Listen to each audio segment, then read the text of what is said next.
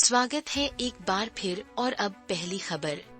Article एक segment एक voice. दोस्तों कमर कस लीजिए क्योंकि साउथ कोरिया में जो हो रहा है वो आपके होश उड़ा देगा। जरा सोचिए, $1.35 बिलियन की सुविधा, लेकिन असली खेल तो ये है, इसे पूरी तरह से आर्टिफिशियल इंटेलिजेंस द्वारा डिजाइन, बनाया और चलाया जा रहा है। क्या यह भविष्य है या हम इतिहास की सबसे बड़ी छलांग देख रहे हैं? क्या यह एक समझदारी भरा कदम है या एक बहुत बड़ी गलती? आर्टिकल एक सेगमेंट तो वॉइस। जी हाँ, प्रोजेक्ट कंकॉर्ड, जिसे स्टॉक फार्म रोड और एआई डेवलपर वोल्टे का समर्थन हासिल है, एआई को पूरी तरह से कमान दे रहा है। इसे देखिए, एआई ही इसका आर्किटेक्ट, मैनेजर और ऑपरेटर है। स्क्रीन पर लिखा टेक्स्ट सब कुछ कहता है। Project Concord, AI is the architect, हम इंसान अब बस सुपरवाइजर हैं। और इसके परिणाम तो होश उड़ाने वाले हैं। आर्टिकल एक सेगमेंट 3 वॉइस। लेकिन रुकिए, अभी और भी बहुत कुछ है, क्योंकि कहानी और भी उलझने वाली है। यह सुविधा सिर्फ एआई द्वारा संचालित नहीं है, यह एक विशालकाय है। आर्टिकल एक सेगमेंट 4 वॉइस। दोस्तों यह सिर्फ एक कॉरपोरेट उद्यम नहीं है, साउथ कोरियन सरकार पूरी तरह से इसमें शामिल है। अपनी कंप्यूटिंग इंफ्रास्ट्रक्चर का विस्तार करने के लिए जोर दे रही है। और इतना ही नहीं, पिछले ही हफ्ते राष्ट्रपति ली जे-म्योंग ने घोषणा की कि वे एआई संबंधित खर्च को 3 गुना कर रहे हैं। स्क्रीन पर ग्राफ को देखिए और ओवरले पुष्टि करता है। आर्टिकल एक सेगमेंट 5 वॉइस। तो दोस्तों असली सवाल यह है, एआई इन विशालकाय सेंटर्स को डिजाइन, बना और चला रहा है और इंसान सिर्फ निगरानी कर रहे हैं। क्या हम अभूतपूर्व प्रगति कर रहे हैं या हम बस ऐसे भविष्य की नींव रख रहे हैं जहां हम अपनी ही रचना के दर्शक बन जाएंगे? तो आपके हिसाब से आगे क्या होगा? इस पर आपकी क्या राय है? अपने विचार नीचे कमेंट्स में बताइए। दूसरी खबरों में एक हैरान करने वाली घटना अभी अभी हमारे सामने आई है। आर्टिकल 3 सेगमेंट एक वॉइस। दोस्तों भारत में एक खामोश जंग तेज हो रही है। आर्टिफिशियल इंटेलिजेंस के भविष्य के लिए एक लड़ाई। गूगल एक बड़ा दावा कर रहा है, लेकिन क्या वे वाकई आने वाली चीजों के लिए तैयार हैं? तो दोस्तों कमर कस लीजिए। Article 3 segment 2 voice. ठीक है दोस्तों, गूगल इंडिया की प्रमुख प्रीति लोबाना ने अभी अभी एक बड़ा धमाका किया है। विशाखापत्तनम में एक हरित ऊर्जा डेटा सेंटर के लिए $15 बिलियन का भारी निवेश, और इसके परिणाम तो होश उड़ाने वाले हैं। Article 3 segment 3 voice. लेकिन रुकिए, अभी और भी बहुत कुछ है, क्योंकि बात और भी पेचीदा होने वाली है। क्योंकि भारत में एआई की दौड़ सिर्फ गूगल तक सीमित नहीं है। 3 सेगमेंट 4 वॉइस। ये गूगल के लिए नया नहीं है। वे 2015 में संदा पिचाई द्वारा इसकी घोषणा के बाद से ही एआई फर्स्ट रहे हैं, और आप वह घोषणा स्क्रीन पर देख सकते हैं। 2015 एआई फर्स्ट डिक्लेरेशन। वे स्थानीय स्टार्टअप्स में संसाधन लगा रहे हैं, नए इनोवेटर्स को सलाह दे रहे हैं। भारत में 13,000 कर्मचारियों और अरबों लोगों द्वारा उपयोग। और ये वो बात है जो आपको कोई नहीं बता रहा है। 3 सेगमेंट 5 वॉइस। भारत वैश्विक डेटा का 20% पैदा करता है, फिर भी दुनिया की डेटा सेंटर क्षमता का केवल 5% ही है। यह अंतर बहुत बड़ा है।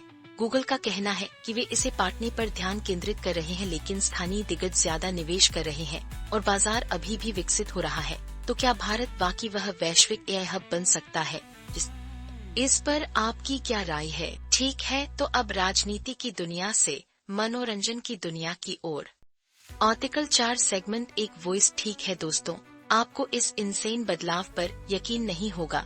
एक राज्य लगभग आखिरी स्थान से राष्ट्रीय चैंपियन बन गया है। व्यापार जगत में कुछ ऐसा शानदार कर दिखाया है। सच कहूँ तो ऐसी बातें सोची भी नहीं जा सकती। उन्होंने यह कैसे किया?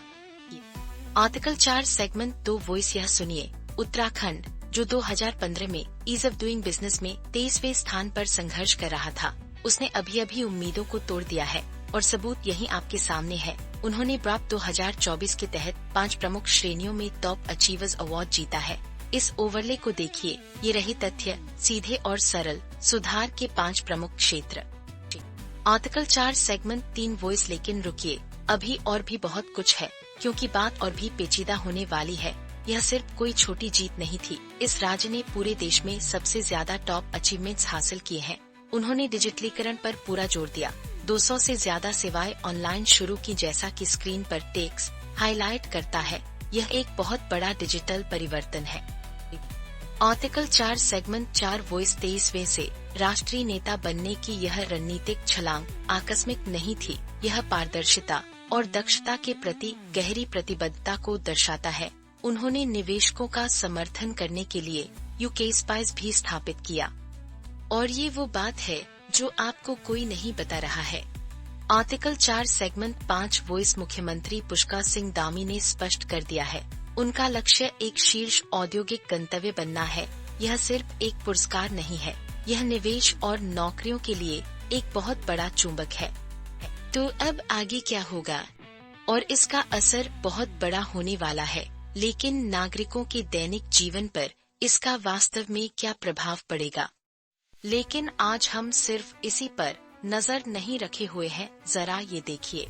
Article 2 segment 1 voice. जरा कल्पना कीजिए, एक कार, एक धमाका। एक शहर में अफरा तफरी। दिल्ली में एक जबरदस्त विस्फोट हुआ जिसमें 9 लोग मारे गए, 30 घायल हुए। लेकिन क्या होगा अगर यह अचानक हमला न हो?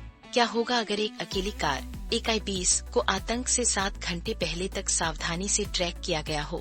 दोस्तों, आपको इस पर यकीन नहीं होगा कि हमने कितनी डरा। लेकिन इस कहानी में एक ऐसा मोड़ है जिस पर आप यकीन नहीं करेंगे। Article 2 segment 2 voice. ठीक है दोस्तों, ये सुनिए। I-20 कार जिसे मोहम्मद यूमत चला रहा था, उसे सबसे पहले सुबह 7:30 बजे फरीदाबाद में देखा गया था। फिर जैसा कि आप स्क्रीन पर देखते हैं, वह दिल्ली में घुसी, पेट्रोल पंप पर मास्क पहने हुए। लेकिन असली इरादा क्या था? उसने घंटों तक दिल्ली के दिल में, खासकर चांदनी चौक के पास इंतजार किया। क्यों? ताकि सबसे ज्यादा। और सबूत यही आपके सामने है। Article 2 segment 3 voice. लेकिन रुकिए, अभी और भी बहुत कुछ है, क्योंकि बात और भी पेचीदा होने वाली है। यह सबसे चौंकाने वाली बात तो ये है, यूमन ने उस I-20 को सुनहरी मस्जिद पर 3 घंटे से ज्यादा समय तक, दोपहर 3:19 बजे से शाम 6:25 बजे तक पार्क करके रखा था। जांचकर्ताओं के अनुसार वह एक बार भी बाहर नहीं निकला। स्क्रीन पर इस टाइमलाइन को देखिए उसने। और यहीं पर मामला पेचीदा हो जाता है।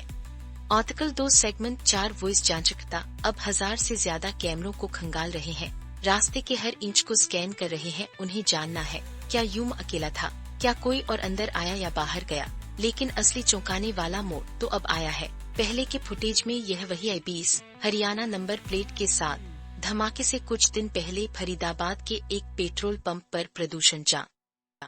Article 2 segment 5 voice. धमाके से कुछ दिन पहले उस कार में 3 लोग थे। कथित तौर पर धमाके वाले दिन सिर्फ एक। लेकिन आधिकारिक कहानी में कुछ तो गड़बड़ है। इसका आधिकारिक कहानी के लिए क्या मतलब है? क्या यूम अकेला भेड़िया था या वह किसी बहुत बड़ी चीज का हिस्सा था? तो असली कहानी क्या है? अपने विचार नीचे कमेंट्स में बताइए। फिलहाल के लिए इतना ही। आपसे फिर मुलाकात होगी कुछ और नई और दिलचस्प खबरों के साथ।